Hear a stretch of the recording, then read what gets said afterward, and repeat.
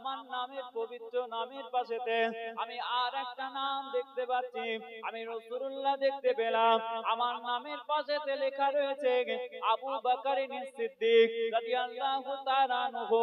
এই নামটা তোমাকে কে লিখতে বললো? হযরত আবু বকর সিদ্দিক বললেন, ইয়া রাসূলুল্লাহ, বিয়াদবি মাফ করবেন, ক্ষমা করবেন, আমি আবু বকর, আমার এত সাহস নাই, আমার নামটা আপনার নামের পাশেতে আমি আবু বকর নিজে থেকে জুড়ে দেব। না না না না, আমি আমার নামটা নাক্কাশকে লিখতে বলি না, আমি আমার নামটা নকশা কারককে লিখতে বলি না। হয়তোবা সে ভুল করে লিখে ফেলেছে, হয়তোবা সে মন গড়া লিখে ফেলেছে, হয়তোবা সে ভুল করে ভুলবশত লিখে ফেলেছে। হযরত আবু বকর সিদ্দিক হুজুর এই কথাটা বলার সঙ্গে সঙ্গে আল্লাহ নবী আল্লাহ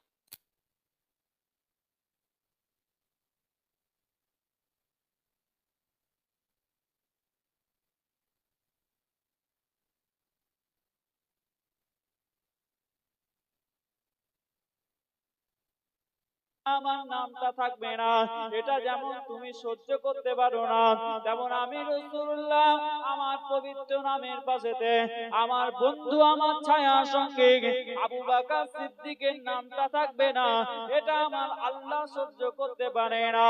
ওই জন্য জিবরাইল আমিন ফেরেশতাকে পাঠিয়ে দিয়েছে। জিবরাইল আমিন ফেরেশতা আমার পবিত্র নামের পাশেতে আমার ছায়া সঙ্গী আমার বন্ধু সিদ্দিকে আকবর আবু বকর সিদ্দিকেরও নাম মুবারকটা লিখে দিয়েছে। জোরে বলে। ওই জন্য আবু বকর হুজুরের নামটা আমার নবী পাক বলছে, তুমি যেমন আল্লাহর নামের পাশে নবীর নাম থাকবে না, এটা তোমার ভালো লাগে না, তেমন আমার নামের পাশে আমার বন্ধু আবু বকরের নাম থাকবে না, এটা আল্লাহরও ভালো লাগে না। বলুন না সুবহানাল্লাহ। তাহলে এটা আপনাকে আমাকে চিন্তা করতে হবে যে রিলেশন, সম্পর্ক, সম্বন্ধ, মুনাসিবাত তার নবী পাকের সাথে আবু বকর হুজুরের সম্পর্ক, ওই জন্য আবু বকর হুজুরের নামটা নবী পাক। হাদিস শরীফে এসেছে, যার সাথে যার সম্পর্ক ভালো কিয়ামতে সে তার সাথে থাকবে। এবার আপনাকে আমাকে ঠিক করতে হবে, দুনিয়াতে সম্পর্ক কাদের সাথে করবেন? মুনাফিকদের সাথে করবেন, পার্টির লিডারদের সাথে করবেন, মাতালদের সাথে করবেন, চোরেদের সাথে করবেন, ধান্দাবাজদের সাথে করবেন, চিটিংবাজদের সাথে করবেন, বেহায়া নির্লজ্জদের সাথে করবেন, নাকি আল্লাহ ওয়ালাদের সাথে করবেন? এটা সিদ্ধান্তটা আপনাদের, আমাদের। আবু বকর হুজুর নবীর সাথে সম্পর্ক করে নবীর সাথে থাকবে, নবীর পাশে নাম পেয়েছে, নবীর পাশে জায়গা পেয়েছে। শুধু দুনিয়াতে নয়, কবরেও আমার রাসূলুল্লাহর পাশেতে জায়গা পেয়েছে। জোরে বলেন সুবহানাল্লাহ। ভাই আমার দোস্তরা, নওজওয়ানেরা, এ নবীর উম্মত উম্মতিরা, হযরত আবু বকর সিদ্দিক হুজুর যেদিন ইন্তেকাল করে গেলেন, আবু বকর সিদ্দিক হুজুর জানিয়ে দিয়েছিলেন, ও আল্লাহর নবী সাহাবীরা, আমি আবু বকর যেদিন ইন্তেকাল করে যাব, আমাকে তোমরা কাফন দিয়ে দেবে, আমাকে তোমরা গোসল দিয়ে দেবে, আমাকে তোমরা কাফন দিয়ে দেবে, আমার জানাজার নামাজটা তোমরা আদায় করে নেবে। আমার জানাজার নামাজের পরেতে আমার লাশ মুবারকটা আমার নবী হাবিবুল্লাহ দরবার শরীফে, হাবিবুল্লাহ সবুজ গম্বুজের নিচেতে যেখানে হাবিবুল্লাহ আরাম করতেন, আমার রাসূলুল্লাহ রওজা শরীফের দরওয়াজার সামনে গিয়ে আমার লাশ মুবারকটাকে রেখে দেবে। ও আল্লাহর নবী সাহাবীরা, তোমরা আমার জানাজার নামাজ পড়বে, আমার লাশ মুবারকটা নবী পাকের রওজা শরীফের সামনেতে রেখে দেবে।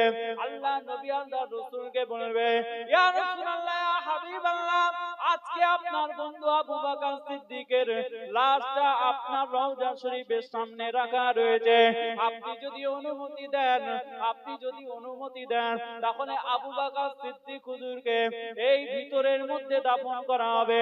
যদি আপনি না অনুমতি দেন, জান্নাতুল বাকি ফাঁকা রয়েছে, জান্নাতুল বাকির মধ্যে দাফন করা হবে।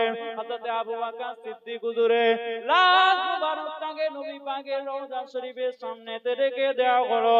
আল্লাহ নবী আল্লাহ রাসূলের রওজা শরীফের ভিতর থেকে আওয়াজ চলে এলো, উদখুলুল হাবিবা ইলাল হাবিবে ফাইনাল হাবিবা লিল হাবিবে মুস্তাকুর।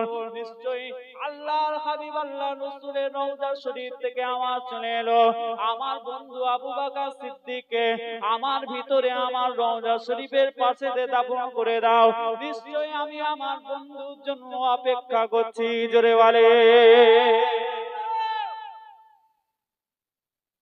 আমার হাবিবকে আমার কাছে দাও, আমার বন্ধুকে আমার কাছে দাও, কারণ আমি আমার বন্ধুর জন্য অপেক্ষা করছি, রাস্তায় চেয়ে বসে আছি কখন আমার বন্ধু আমার কাছে আসবে। আমার নবী পাক রওজা শরীফে দাফন হওয়ার পরে তো আমাদের আয়েশা সিদ্দিকা কিন্তু ওই বাড়িতেই থাকতো, যেখানে রাসূলুল্লাহ দাফন করা হলো ওই জায়গাতেই কিন্তু আমাদের আয়েশা সিদ্দিকা হুজুর থাকতো। যখন হযরত আবু বকর সিদ্দিককে যখন দাফন করা হলো তখনও কিন্তু আমাদের আয়েশা সিদ্দিকা হুজুর ওই ঘরের ভিতরেই থাকতো। কথা বুঝতে পারছেন? যখন হযরত ওমর ফারুক হুজুর ইন্তেকাল করলেন তার আগে বলে দিলেন, যাও আমাদের আয়েশা সিদ্দিকার কাছে যাও, গিয়ে পাঠান, আমি যদি ইন্তেকাল করি, আমি ফারুকে আযম ওমর ফারুক, আমি যদি ইন্তেকাল করি আমার কিছু জায়গা হবে, অনুমতি নাও। আমাদের আয়েশা সিদ্দিকা রাদিয়াল্লাহু তাআলা আনহা বললেন, আমার তো খুব ইচ্ছা ছিল আমি এখানটা থাকবো, কিন্তু আমার নবীর সাহাবী ফারুকে আযম যখন বলছে আমি আয়েশা অনুমতি দিয়ে দিলাম। হযরত ওমর ফারুক হুজুরকে যখন ওখানটায় দাফন করা হলো তখন থেকে আমাদের আয়েশা সিদ্দিকা রাদিয়াল্লাহু তাআলা আনহা আর ওই বাড়িতে থাকলেন, ওই বাড়ি থেকে ওই রুম থেকে বেরিয়ে গেলেন। কেন? এতদিন নবী পাক সাল্লাল্লাহু আলাইহি ওয়াসাল্লাম ছিলেন আমাদের আয়েশা হুজুরের, আয়েশা সিদ্দিকা রাদিয়াল্লাহু তাআলা আনহার স্বামী, স্বামীর সাথে স্ত্রীর কোনো পর্দা আছে? স্বামীর সাথে স্ত্রীর পর্দা, ওই জন্য ওই রুমেতেই আমাদের আয়েশা হুজুর থাকতেন। বলুন না সুবহানাল্লাহ। হযরতে আবু বকর সিদ্দিক হুজুরকে যখন দাফন করা হলো আমাদের আয়েশা সিদ্দিকা হুজুরের আব্বা বাপের সাথে মেয়ের কোনো পর্দার সমস্যা আছে? বাপের সাথে মেয়ের কোনো পর্দা নেই, সেজন্য আম্মাজান ওখানেই থাকতো। যখন হযরত ওমর ফারুক হুজুরকে দাফন করা হলো তখন বেরিয়ে গেলেন, কারণ ইনি হচ্ছে বেপর্দা হয়ে যাবে, কারণ হযরত ওমর ফারুক হুজুর তার সাথে বেপর্দা হয়ে যাবে, মাহরাম নয়, ওই জন্য তিনি তারপরে ওই ঘর থেকে বেরিয়ে গেলেন। আমার এটা বলার উদ্দেশ্য নয়, আমার উদ্দেশ্য হচ্ছে নবী পাক সাল্লাল্লাহু আলাইহি ওয়াসাল্লামের নিসবত, সম্পর্ক, মুনাসিবাত, রিলেশন কিয়ামতের ময়দানে নবীদের সাথে থাকতে হবে না হবে না? কার কার আশা আছে একটু হাত তুলে দেখা। নবীদের সাথে কারা থাকবেন কিয়ামতের ময়দানে? রাজি আছি তো ইনশাআল্লাহ? যেমন আবু বকর সিদ্দিক হুজুর আছে, যেমন ফারুক আযম হুজুর আছে, হাত নামান, যেমন সাহাবায়ে কেরাম নবীর সাথে থাকবে, আপনি আমি থাকতে চাই না চাই না? আমার রাসূলুল্লাহর একজন আনসার সাহাবী নবীর সাথে হঠাৎ করে ওই পাশের কাছে এসে বলছে, ইয়া রাসূলুল্লাহ আমি আপনার আনসার সাহাবী, ঘরে বসেছিলাম হঠাৎ করে মনে হলো নবীকে দেখব, তাকে দেখি নবীকে চলে এসেছি, ইয়া রাসূলুল্লাহ আপনার চেহারা মুবারকটা দেখে আমার অন্তরটা ঠান্ডা হয়ে গেল। ইয়া রাসূলুল্লাহ যখন আপনি দুনিয়া থেকে বিদায় নিয়ে নেবেন, ইন্তেকাল করে যাবেন, তারপরে তো যদি আমি আপনাকে দেখতে চাই কি করব? আপনি যদি জান্নাতে যান আপনাকে তো আল্লাহ পাক সবচেয়ে হাই লেভেলের জান্নাত, উচ্চ স্তরের জান্নাতুল ফিরদাউস আল্লাহ পাক আপনাকে দান করবেন। আর যদি আমাকে আল্লাহ জান্নাত দিয়েও দেয় অত উপরে তো থাকতে পারবো না, বা নিচের স্তরে থাকবো। তখন যদি যখন খুশি, এখন যেমন মদিনা শরীফে মন চাইলো নবীকে দেখতে চলে এলাম, সেই সময় কি যখন খুশি আপনাকে দেখতে পারবো? নবী পাক সাল্লাল্লাহু আলাইহি ওয়াসাল্লাম উত্তর দিলেন, চুপ করে গেলেন।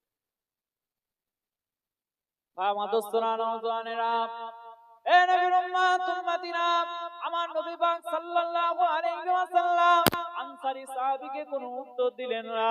আমার রাসূলুল্লাহর পক্ষ থেকে আনসারী সাহাবীর জন্য উত্তরটা আমার আল্লাহ পাক কোরআন শরীফের মধ্যে নাযিল করে দিলেন। আমার আল্লাহ পাক নাযিল করে দিলেন, ওয়া মান ইউতিল্লাহা ওয়ার রাসূলা ফাউলাইকা মা'আল্লাযীনা আন'আমা আল্লাহু আলাইহিম মিনান নাবিয়্যিনা ওয়াস সিদ্দীকিনা ওয়াস শুহাদা'i ওয়াস সালিহিনা ওয়া হাসুনা উলাইকা রাফিকা। জোরে বলেন সুবহানাল্লাহ। আল্লাহ নবী আল্লাহ রাসূলের উপর আয়াত নাযিল হয়ে গেল। ও আমার হাবিব, আপনি আপনার গোলামদেরকে জানিয়ে দেন, আপনি আপনার উম্মতদেরকে জানিয়ে দেন, আপনি আপনার সাহাবীদেরকে জানিয়ে দেন, আপনি ওই আনসার সাহাবীটাকে জানিয়ে দেন, দুনিয়া জমিনে ওয়া মাইয়ুতিল্লাহ ওয়ার রাসূলা, দুনিয়া জমিনে যে আল্লাহর ইতাআত করবে, যে আমার রাসূলুল্লাহকে অনুসরণ অনুকরণ করবে, দুনিয়া জমিনে আমার রাসূলুল্লাহ সুন্নাত মোতাবেক আমল করে দুনিয়া জমিনে চলাফেরা করবে, আল্লাহ পাক জানিয়ে দিলেন ওয়া মাইয়ুতিল্লাহ ওয়ার রাসূলা ফাউলাইকা মাআল্লাযিনা আন'আমা আল্লাহু আলাইহিম, কাল কিয়ামতের ময়দানে আমি আল্লাহ পাক তাদেরকে ওই সমস্ত বান্দাদের সাথে রেখে দেব যাদেরকে আমি আল্লাহ পাক নিয়ামত দান করে দিয়েছি, যাদেরকে আমি আল্লাহ পাক নিয়ামত দান করে দিয়েছি। ও দুনিয়ার মুসলমান, প্রত্যেকটা ওয়াক্তে প্রত্যেকটা রাকাতের নামাজের মধ্যে আপনি সূরা ফাতিহার মধ্যে পড়েন ইহদিনাস সিরাতাল মুস্তাকিম সিরাতাল্লাযিনা আন'আমতা আলাইহিম। ও রব্বি আল্লাহ পাক, আপনি আমাদেরকে তাদের রাস্তা দেখিয়ে দেন যাদেরকে আপনি নিয়ামত দান করে দিয়েছেন। জোরে বলে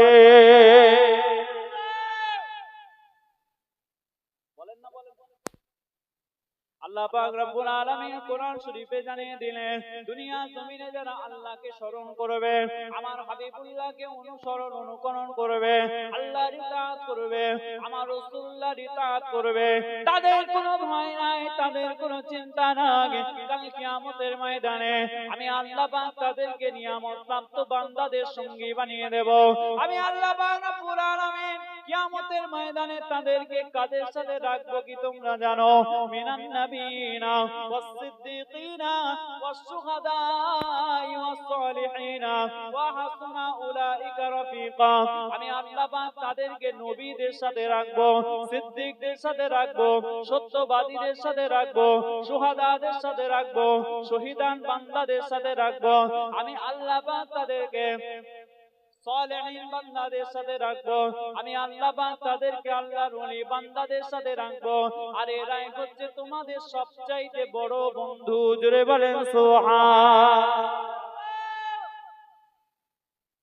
আপনি আমি দুনিয়াতে বন্ধু খুঁজে বেড়াবো, মাতালদেরকে বন্ধু বানাবো, পার্টির ক্যাডার, পার্টির নেতা 2 টাকা পিছন দিয়ে পকেটে ঢুকিয়ে দেবে, এই জন্য তাদেরকে বন্ধু বানাবো।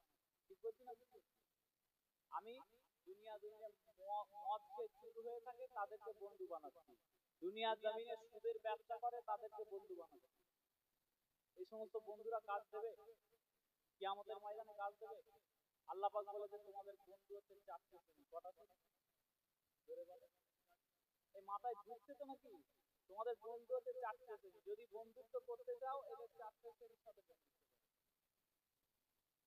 বাংলা একটা কথা আছে, কঠিন দিনেতে বন্ধু চেনা যায়, বিপদের সময় বন্ধু চেনা যায়।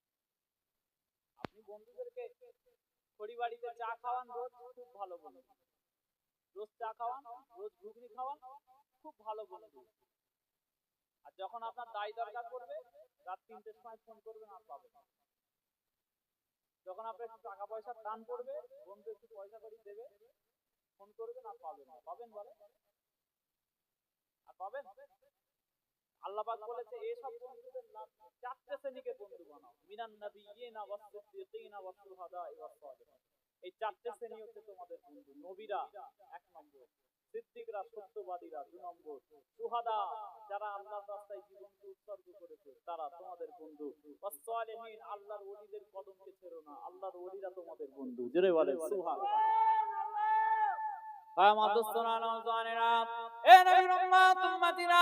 আল্লাহর ওলিদের সম্পর্কে আল্লাহ পাক জানিয়ে দিচ্ছেন আল্লাহর ওলিরাও তোমাদের বন্ধু হয়ে যাবে কাল কিয়ামতের ময়দানে।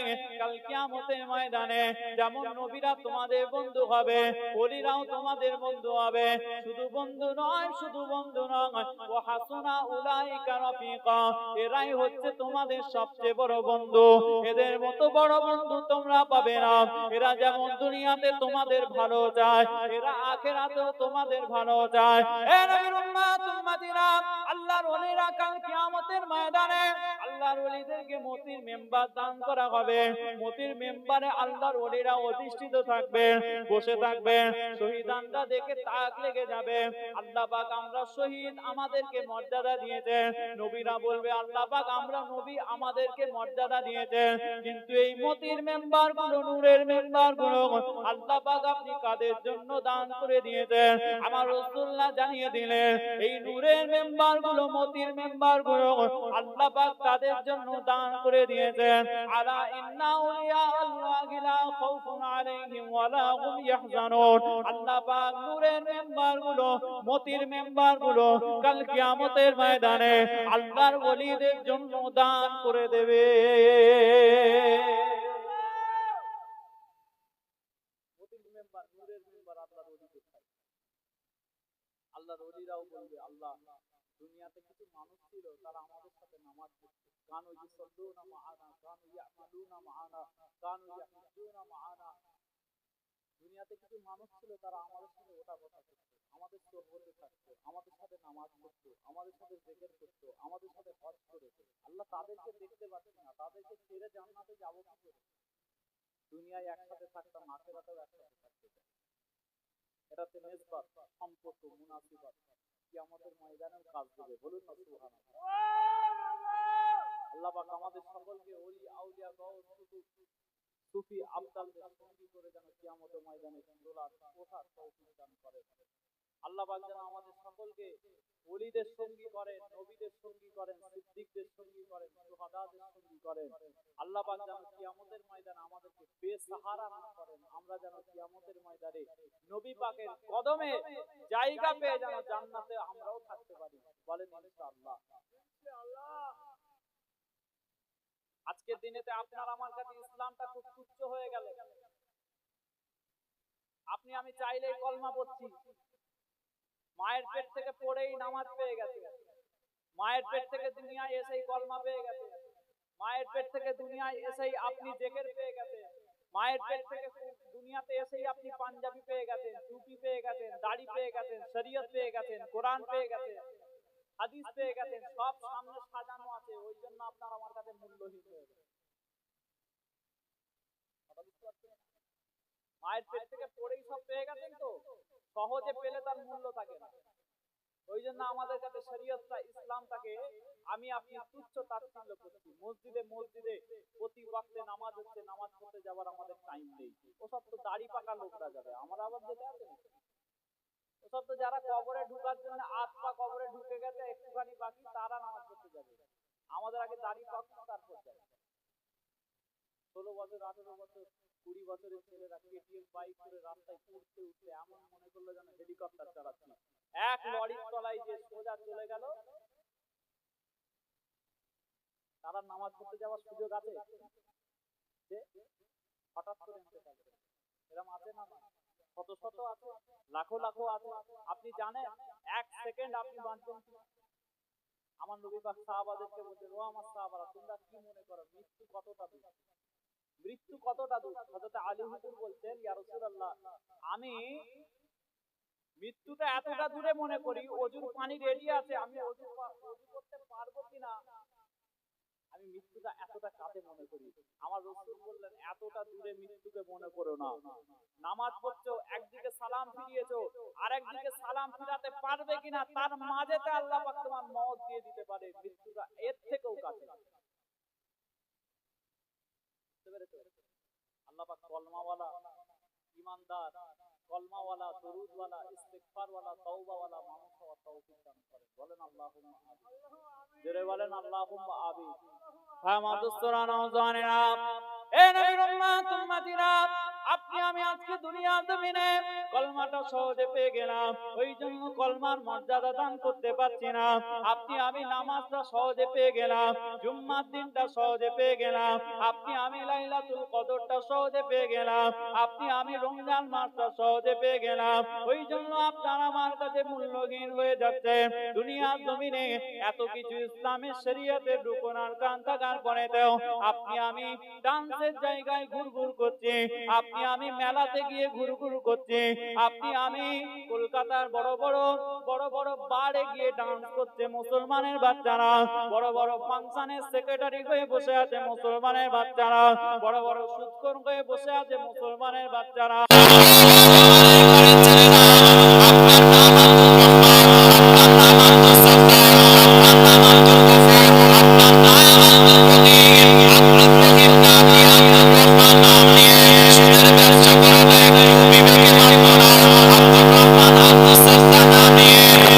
ব্যবসা করা একটু বিবেকে লাগলো না।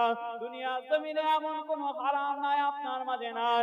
ও দুনিয়ার মুসলমান, আপনি আমি সহজে কলমা পেয়ে গেছি বলে ইসলামটাকে এতটা তুচ্ছ তাচ্ছিল্য আপনি আমি করছি।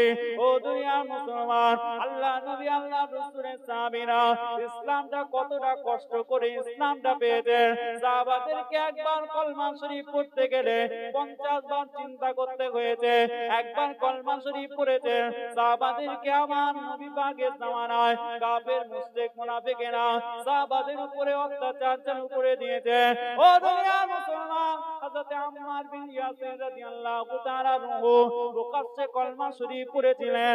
কাফেররা উত্তপ্ত বালির উপরে শুইয়ে দিয়ে শরীরের মধ্যে আঘাত করতে আরম্ভ করেছে, অগ্নিকুণ্ড তৈরি করেছে, আগুনের কুণ্ড তৈরি করেছে, গর্ত করে ভিতরে আগুন জ্বালিয়ে দিয়েছে। হযরত আম্মার রাদিয়াল্লাহু তাআলা আনহুকে কলমা শরীফটা পড়ার কারণে অগ্নিকুণ্ডতে ফেলে দিয়েছে। আমার রাসূলুল্লাহ সামনে থেকে হেঁটে হেঁটে যাচ্ছে। আল্লাহ নবী আল্লাহ রাসূল দিন দুনিয়ার বাদশা হাবিবুল্লাহ জনাবে মুহাম্মদুর রাসূলুল্লাহ সাল্লাল্লাহু আলাইহি ওয়াসাল্লাম সামনে থেকে হেঁটে যাচ্ছে। যখন দেখতে পেলেন আরে আমার সাহাবী আমার হাতে হাত দিয়ে ঈমানের কলমা পড়ে মুসলমান হয়েছিল, এই জন্য ওকে অগ্নিকুণ্ডতে নিক্ষেপ করা হচ্ছে, আগুনের গর্তের মধ্যে ফেলে দেওয়া হচ্ছে। আল্লাহ নবী আল্লাহ রাসূল দিন দুনিয়ার বাদশা আল্লাহ দরবারে দুটো হাত তুলে দোয়া চাইলেন, ও রব্বি আল্লাহ পাক, আপনি আব্বা জান ইব্রাহিম আলাইহিস সালামের জন্য যেমন আগুনকে ঠান্ডা করে দিয়েছিলেন, যেমন আমার আম্মারের জন্য আগুনকে ঠান্ডা করে দেন। আমার রাসূলুল্লাহ দোয়ার বদৌলতে হযরত আম্মার বিন ইয়াসির রাদিয়াল্লাহু তাআলা আনহুর জন্য অগ্নিকুণ্ডের আগুনটা আমার আল্লাহ ঠান্ডা করে দিয়েছিলেন। জোরে বলে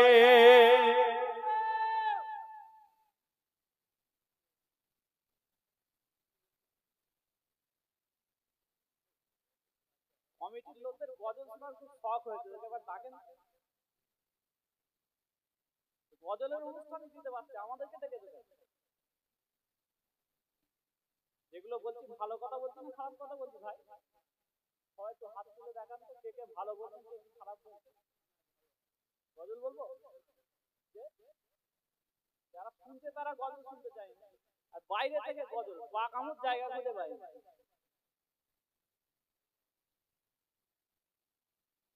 গজল শুনবেন। কত শুনবেন গজল? ইন্টারনেটে একবার সার্চ করেন না, হাজার হাজার গজল। যে কথাগুলো বলছি দ্বিতীয়বার শুনতে পাবেন। কবে শুনতে পাবেন আল্লাহ পাক তৌফিক দিলে তবে।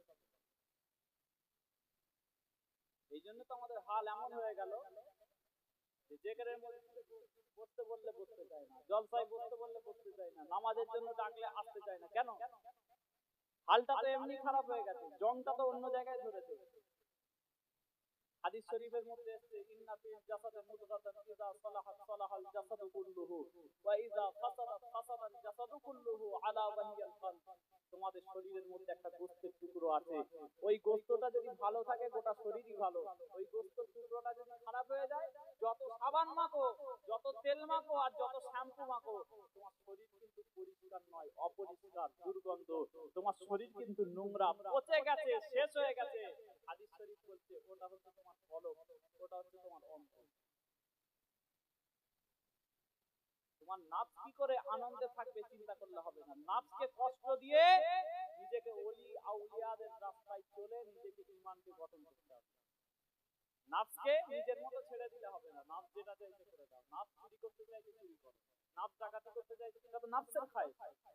নাফস ডাকাতি করতে চাইছে নাফস ডাকাতি করো, নাফস গান শুনতে চাইছে গান শোনো।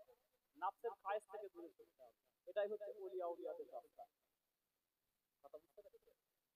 আমার দোস্তরা নওজওয়ানেরা, এ নবীর উম্মত উম্মতিরা, ইসলামের ইতিহাসে প্রথম মহিলা শহীদ হয়ে গেল হযরতে সুমাইয়া রাদিয়াল্লাহু তাআলা আনহা।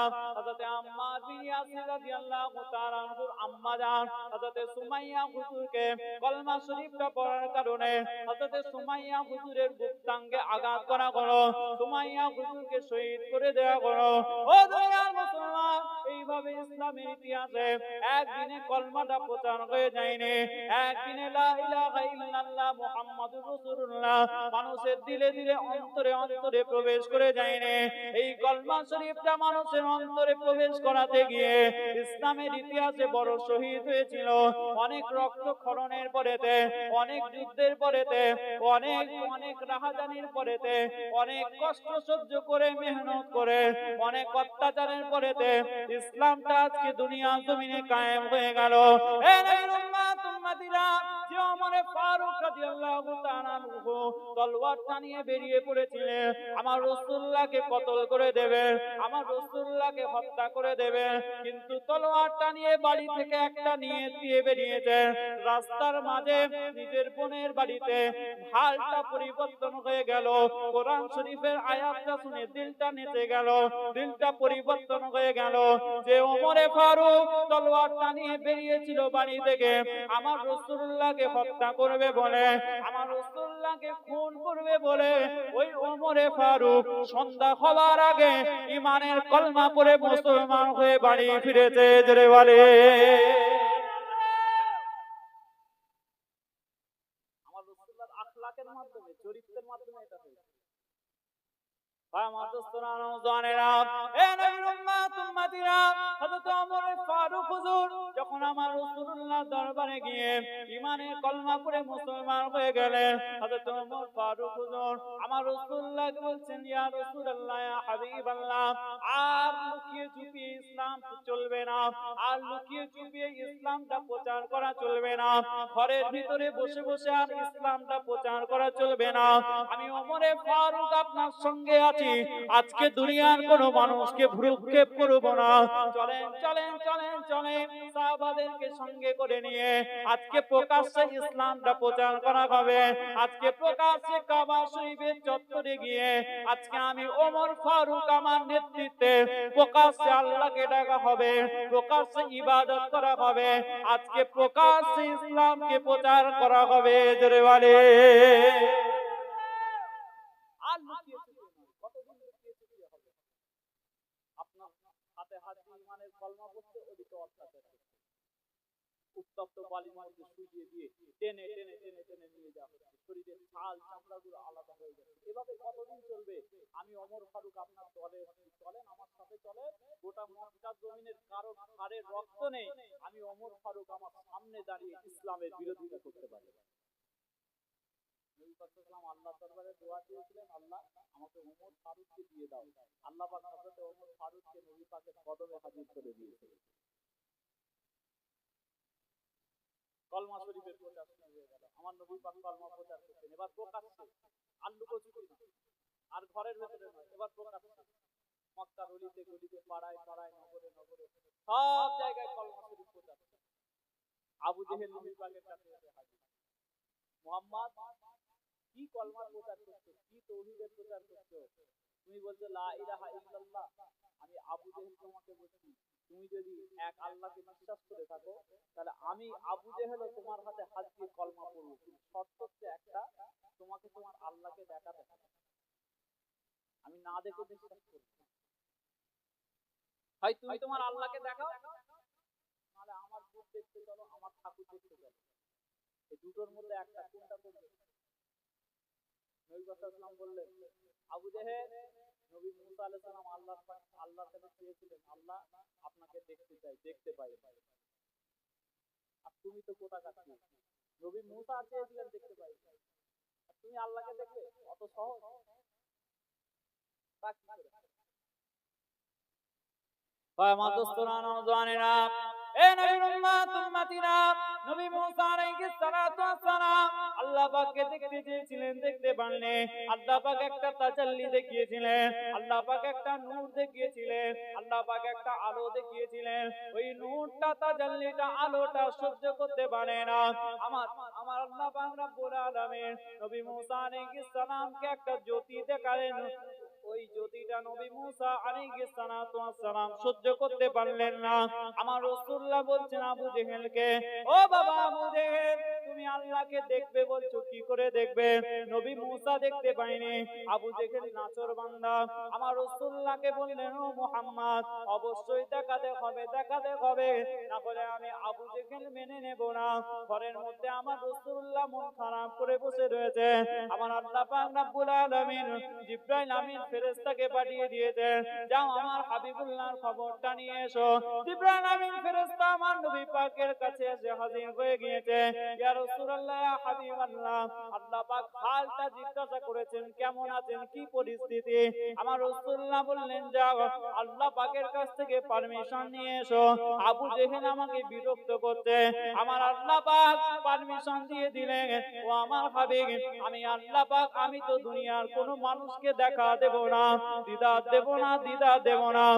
একমাত্র জান্নাতের মধ্যে যারা যাবে তারা আমি আল্লাহ আমাকে দেখতে পাবে, দুনিয়ার মানুষ দেখতে পাবে না। আমি আল্লাহ পাক হুকুম দিয়ে দিচ্ছি, আপনি আবু জেহেলের সাথে আবু জেহেলের বুটটাকে দেখতে যাবে। আল্লাহ, আমি যাব, আমি আপনার নবী, আমি ওদের ঠাকুর ঘরে কি করে যাব? আল্লাহ পাক বলেন, যেতে হবে, যাবে, আমি আল্লাহ হুকুম করছি।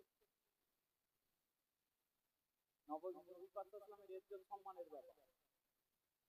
আবু জেহেল গোটা এলাকায় খবর করে দিল মক্কার জমিনে যে মুহাম্মদ সাল্লাল্লাহু আলাইহি ওয়াসাল্লাম মুসলমানদের নবী আমাদের বুতখানায় আসবে। সবাই চাদর পাখির ন্যায় তাকিয়ে আছে, নবী পাক সাল্লাল্লাহু আলাইহি ওয়াসাল্লাম আসবে বুতখানায়, বুত দেখতে আসবে। আল্লাহ পাককে তো দুনিয়াতে দেখানো যাবে না, বুতগুলোকে দেখতে আসবে।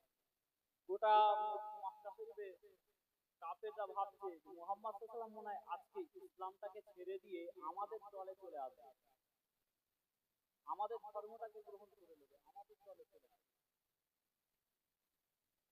ভাই আমার দোস্তরা, নওজওয়ানেরা, এ নবীর উম্মত উম্মতিরা, আমার নবী পাক সাল্লাল্লাহু আলাইহি ওয়াসাল্লামকে আবু জেহেল হাতে করে ধরে নিয়ে মুহাম্মদ সাল্লাল্লাহু আলাইহি ওয়াসাল্লামকে সঙ্গে করে নিয়ে আবু জেহেল রওনা হয়ে গেল। আবু জেহেল বুতখানার দিকে যেতে আরম্ভ করলো। গোটা মক্কা জমিনে হাজার হাজার হাজার হাজার কাফের মুশরিকেরা ওই বুতখানার চতুর্দিকে ঘিরে ফেললো। আমার রাসূলুল্লাহ যে রাস্তা দিয়ে হেঁটে হেঁটে যাচ্ছে, কাফেররা চতুর্দিক থেকে ঘিরে দাঁড়িয়ে আছে।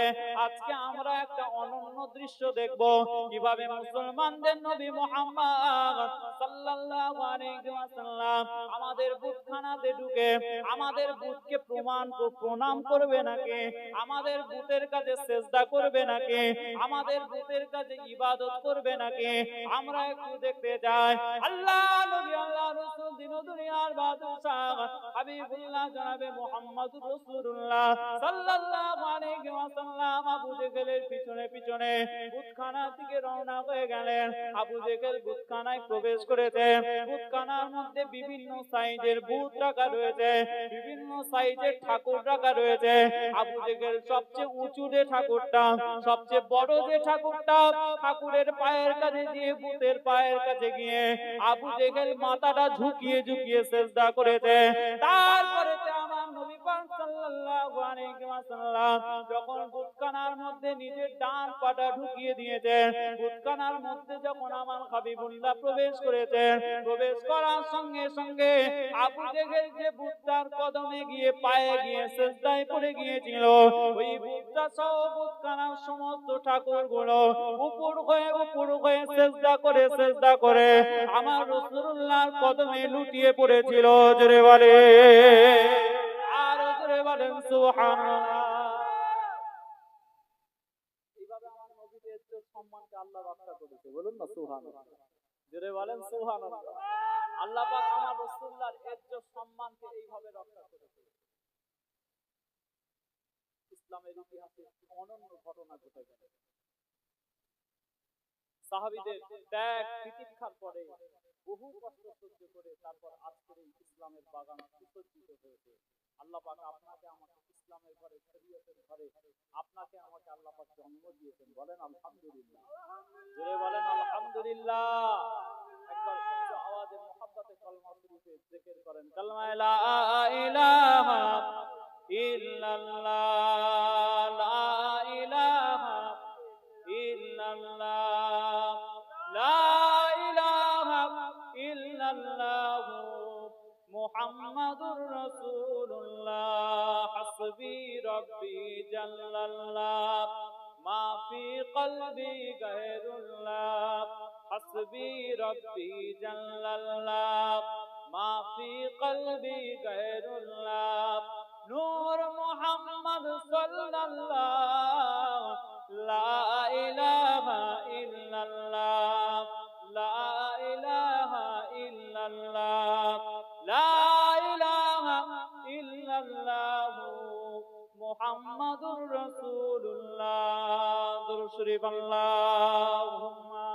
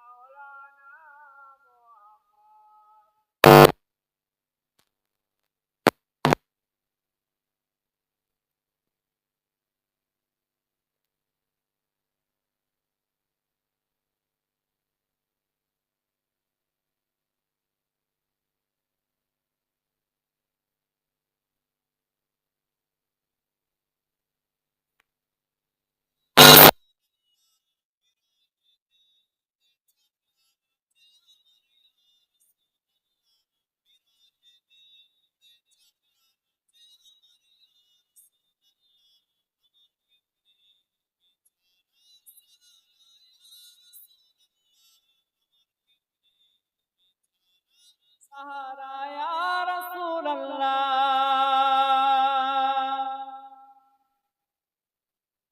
কত জনে দেখে তোমায় কলিজা শীতল হয়ে যায়, কত জনে দেখে তোমায় কলিজা শীতল হয়ে যায়, আমাকে দাও না দিদার, আমাকে দাও না দিদার, একবার ইয়া রাসূলুল্লাহ, আমাকে দাও না দিদার, একবার ইয়া রাসূলুল্লাহ, আমার কেউ নেই তুমি ছাড়া, সাহারা ইয়া রাসূলুল্লাহ, আমার কেউ নেই তুমি ছাড়া, সাহারা ইয়া রাসূলুল্লাহ, বিরহে দিল পুড়ে চারখান যে আমার ইয়া রাসূলুল্লাহ, বিরহে দিল পুড়ে চারখান যে আমার ইয়া রাসূলুল্লাহ, আমার কেউ নেই তুমি ছাড়া, সাহারা ইয়া রাসূলুল্লাহ।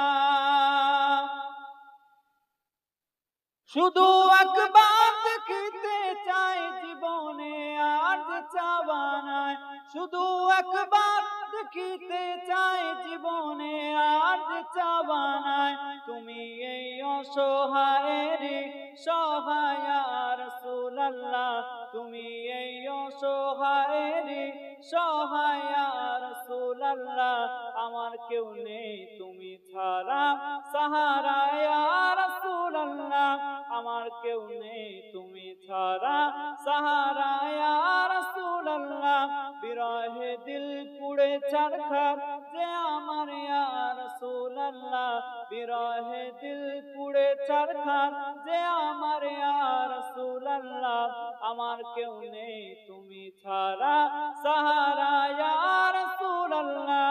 আল্লাহুম্মা সাল্লি আলা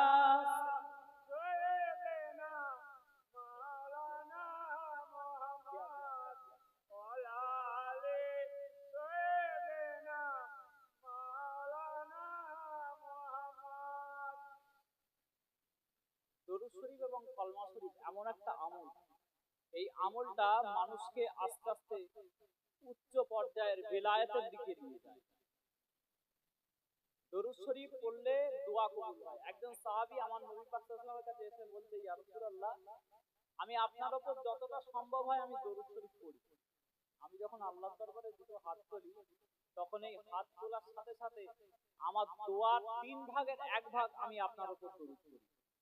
আমার নবী পাক বললেন, এর থেকেও বেশি যদি করতে পারো সেটা তোমার জন্য ভালো। সাহাবী বললেন, ঠিক আছে, তাহলে আমি আমার দোয়ার মধ্যে অর্ধেক আপনার উপর দরুদ করব, বাকি অর্ধেক দোয়া চাই। নবী পাক বললেন, এর থেকেও যদি বেশি করতে পারো এটা তোমার জন্য ভালো হবে। আল্লাহ নবী আল্লাহ রাসূল বললেন, এই কথা বলার সাথে সাথে সাহাবী বলছে, ঠিক আছে, আমি আমার দোয়ার মধ্যে পুরো দোয়াটাই আমি আর দোয়া চাইবো না, আমি শুধু দরুদই পড়ব। বলুন না সুবহানাল্লাহ। আল্লাহ নবী আল্লাহ রাসূল সাল্লাল্লাহু আলাইহি ওয়াসাল্লাম বললেন যে তুমি যদি তোমার পুরো দোয়াটা শুধু দরুদই পড়ে কাটিয়ে দাও, আমি রাসূলুল্লাহ বলছি তোমার অন্তরের দোয়াগুলো আমার আল্লাহ পাক তাড়াতাড়ি কবুল করে নেবে। সুবহানাল্লাহ। এটা একটা সিস্টেম জেনে না, যখন আল্লাহর দরবারে দোয়া চাইবেন, দোয়ার একটা বড় অংশ যেন দরুদ শরীফ হয়। বুঝতে পেরেছেন? আর সকাল সন্ধ্যা ফজরের নামাজের পর, এশার নামাজের পর আপনারা বেশি বেশি করে কলমা শরীফের জিকির করবেন। সিলসিলায়ে ফুরফুরা শরীফ, তাসাউফের দরবার, নাফিস বাতে জিকির, কালমা লা ইলাহা ইল্লাল্লাহ, সকাল সন্ধ্যা এই জিকির করবেন। কথা বুঝতে পেরেছেন? এইগুলো আমাদের তরিকাতের সবক। আমার নবী পাক হাদিস শরীফে বলেছেন, ইফতাহু আলা সিবিয়ানিকুম আউওয়ালা কালিমাতিন বিলা ইলাহা ইল্লাল্লাহ ওয়া লাকিনুহুম ইনদাল মাউতি লা ইলাহা ইল্লাল্লাহ। ও দুনিয়ার মানুষ, তোমাদের বাড়ির বাচ্চা বাচ্চা ছেলেগুলোকে তোমরা প্রথম যে কথাটা শেখাবে সেটা যেন কলমা শরীফ হয়। আমাদের বাড়ির বাচ্চারা কলমা না শিখে মোবাইল দেখে দেখে নন্টে ফন্টে শেখে। ঠিক বলছি না ভুল বলছি? কলমা না শিখে কি শেখে? উল্টো পাল্টা তেলেগু, তামিল, উড়িয়া কি সব ভাষা শিখছে। আমাদের বাচ্চাদের মায়েরাও বুঝতে পারে না, বাপও বুঝতে পারে না, ছেলে কি বলছে ছেলে নিজেই জানে। অথচ আমার রাসূলুল্লাহ বললেন, যখন বাচ্চা মুখে কথা ফুটবে তখনই তোমরা তাকে কলমা শরীফ শিখিয়ে দেবে। বাড়ির বাচ্চাদেরকে কলমা শেখাবে।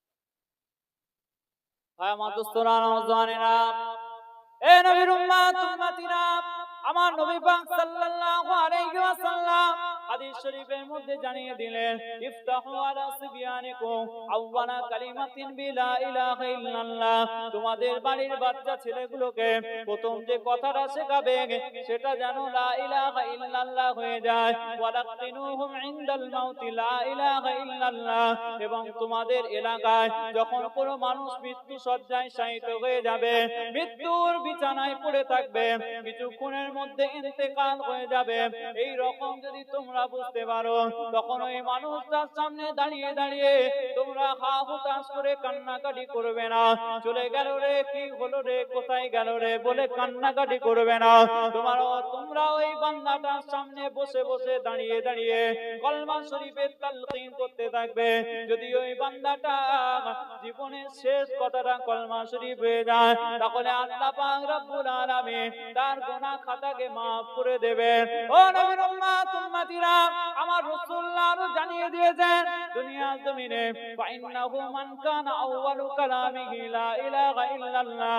দুনিয়ার জমিনে যদি কোনো মানুষের জীবনের প্রথম কথাটা কলমা শরীফ হয়ে যায় এবং জীবনের শেষ কথাটাও যদি কলমা শরীফ হয়ে যায়, তাহলে আমার নবী পাক জানিয়ে দিয়েছে, জীবনের প্রথম কথাটা কলমা শরীফ, জীবনের শেষ কথাটাও কলমা শরীফ, এই রকম যদি হয়ে যায়, উম্মা আসা আলফা সানাতিন মা সুইলা আন যামবি ওয়াগিদা। কাল কিয়ামতের ময়দানে ওই বান্দাটাকে যদি আল্লাহ পাক দুনিয়ার জমিনে 1000 বছর যদি দুনিয়াতে বাঁচিয়ে রাখে, ওই বান্দার জীবনের প্রথম কথাটা কালমা, শেষ কথাটা কলমা শরীফ হওয়ার কারণে আল্লাহ পাক 1000 বছরের কোন গুনাহ সম্পর্কে কিয়ামতের দিনেতে জিজ্ঞাসা করবে না। জোরে বলে কলমার ওসিলাতে আল্লাহ পাক চাপা দিয়ে দেবে কিয়ামতের ময়দানে গুনাহগুলোর কথা তুলে। আল্লাহ পাক আপনাকে আমাকে আমাদেরকে লজ্জিত করবেন না যদি আপনি আমি কলমাটাকে ধরে রাখতে পারি। কালিমাতান তাইয়্যিবাতান কাশাজারাতিন তাইয়্যিবাতিন আসলুহা সাবিতুন ওয়া ফারউহা ফিস সামায়ে।